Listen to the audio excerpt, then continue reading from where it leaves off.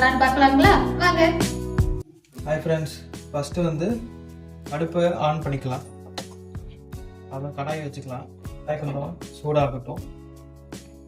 சூடான பிறகு தேவையான அளவுக்கு எண்ணெய் ஊற்றிக்கலாம். கடலை எண்ணெய் தான் பிரியாணி கொஞ்சம் நல்லாயிருக்கும். எண்ணெய் கொஞ்சம் காயிட்டோம். காய்ஞ்ச பிறகு நம்ம ஸ்பைசஸ் போடலாம். எண்ணெய் காஞ்சிருச்சு. தேவையான அளவுக்கு ஸ்பைசஸ் போட்டுக்கலாம். ஸ்பைசஸ் நல்லா பொரிஞ்சிருச்சு. இப்போ வெங்காயம் போட்டுக்கலாம்.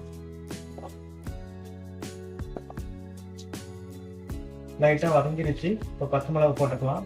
இதே டைமில் மிளகாத்தூளும் கொஞ்சம் போட்டுக்கலாம்.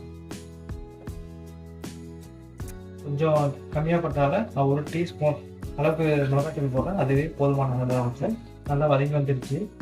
அதை நம்ம கொஞ்சம் கொத்தமல்லி புதினா அப்படியே ஆட் பண்ணிக்கலாம். இந்த டைமில் இஞ்சி பூண்டு பேஸ்ட் போட்டுக்கலாம். நான் கரெக்டாக 1 ஸ்பூன் போடுறேன். இஞ்சி பூண்டு பேஸ்ட் இது போதுமானதாக இருக்கும். இஞ்சி பூண்டு பேஸ்ட் நல்லா வதங்கி எண்ணெய் வந்துருச்சு. இப்போ லைட்டாக வழக்கம் போல் எல்லாரும் தயிர் தான் ஊற்றுவாங்க. நம்ம லைட்டாக பால் ஊற்றிக்கலாம். பொதுவாக தயிர் தான் ஊற்றுவாங்க. நான் ஏன் பால் ஊற்றுனேன்னா இந்த டேஸ்ட்டு டிஃப்ரெண்டாக கொஞ்சம் டேஸ்டியாக இருக்கும். பால் ஊற்றி கொஞ்சம் லைட்டாக வதங்கின போதும். தக்காளி போட்டு நல்லா வதக்கி விடுங்க. நல்லா வதக்கட்டும். அப்புறம் நம்ம சிக்கன் போட்டுக்கலாம். இப்போ தக்காளி நல்லா வதங்கியாச்சு. இப்போ சிக்கனை போட்டுக்கலாம். சிக்கனை போட்டு நல்லா மிக்ஸ் பண்ணிக்கலாம்.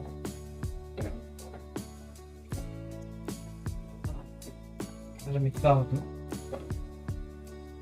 ஸ்டோவ் ஃப்ளேமில் வேக வைக்கலாம். கடும் ரொம்ப ஹீட்டாக இருக்கக்கூடாது. அப்போதான் நமக்கு சாஃப்டான சிக்கன் கிடைக்கும். ஏன்னா நம்ம தயிர் போல் பால் ஊற்றிருப்போம். அது லைட்டாக உறிஞ்சி ஜூஸியாக வரும். தேவையான அளவுக்கு உப்பு போட்டுக்கலாம். இப்போ தேவையான அளவுக்கு தண்ணி ஊற்றிக்கலாம். நான் 1 டம்ளர் தண்ணி மட்டும் ஊற்றிருக்கேன். இந்த சிக்கன் பிரியாணிக்கு தேவையான அளவுக்கு தண்ணி மட்டும் ஊற்றிக்கலாம். ஏன்னா இப்போ நம்ம ரைட் எடுக்கல, சேமியா எடுத்துருக்கோம். ஸோ அதுவே முக்கால் தான் வெந்துடும். அதனால் இதுக்கு சிக்கன் வேவுக்கு மட்டும் நம்ம தண்ணி ஊற்றினா போதும். வச்சுக்கலாம். எதுக்குன்னு பார்த்தீங்கன்னா சேமியாவை 1 நிமிஷம் மட்டும் போட்டு ஃபில்டர் பண்ணிக்கலாம். இதுக்கு கொத்தமல்லி கொஞ்சம், புதினா கொஞ்சம், ஒரு ஏலக்காய், லைட்டாக ஒரு பட்டை, லைட்டாக எண்ணெய் உதிரியாக வருது. தண்ணி நல்லா கொதிச்சிருச்சு. இந்த கொதிக்கும் போது நம்ம வச்சிருக்க சேமியாவை, வறுத்த சேமியாவை நம்ம அப்படியே போட்டுருவோம்.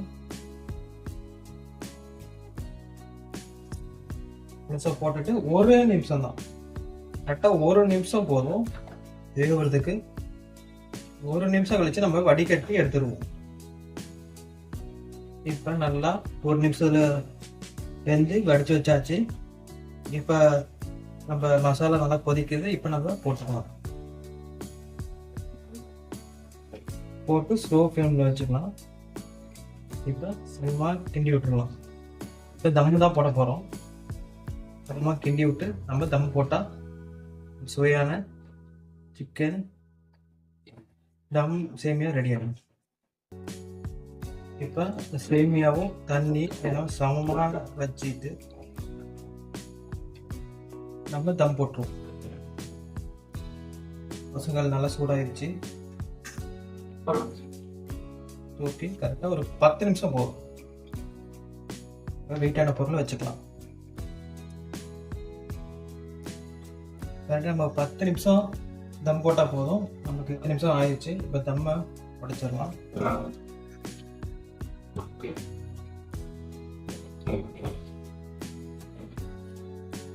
பாருங்க, உதிரியா இருக்குது. அடிப்படையில பாத்தீங்களா, பாருங்க உதிரியா இருக்குது. நம்ம பாஸ்மதி ரைஸ்ல எப்படி பண்றோமோ அதே மாதிரி உதிரியா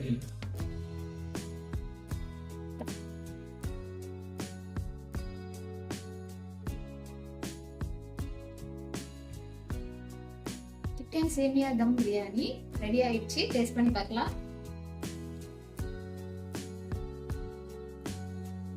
டேஸ்டா இருக்கு. ஸோ இதை நீங்க வீட்டில் கண்டிப்பா ட்ரை பண்ணி பாருங்க. இது போல மேலும் பல வீடியோக்கள் நம்ம சேனல் தொடர்ந்து பார்க்க ஷேர் பண்ணுங்க, லைக் பண்ணுங்க, கமெண்ட் பண்ணுங்க. Bye bye.